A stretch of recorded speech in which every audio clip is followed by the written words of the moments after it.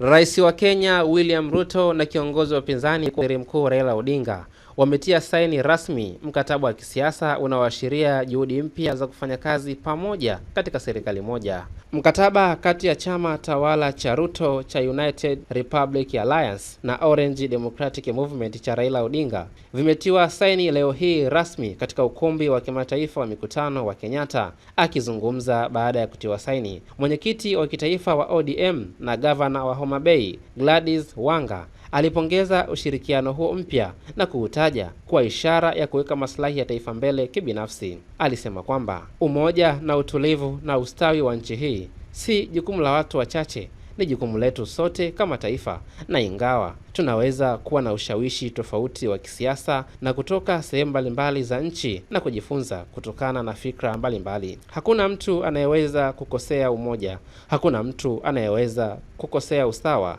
alisema Gladys. Umoja huu mliouweka pamoja leo hauwahusu ninyi wawili, maana baba ameuona yote.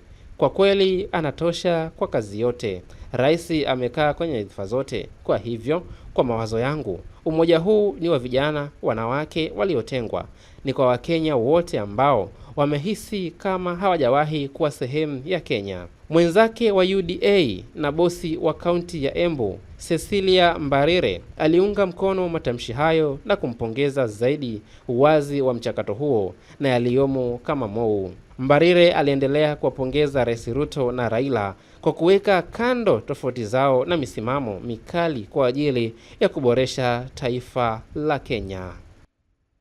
Hii ni Sawasawa Digital, habari kiganjani mwako.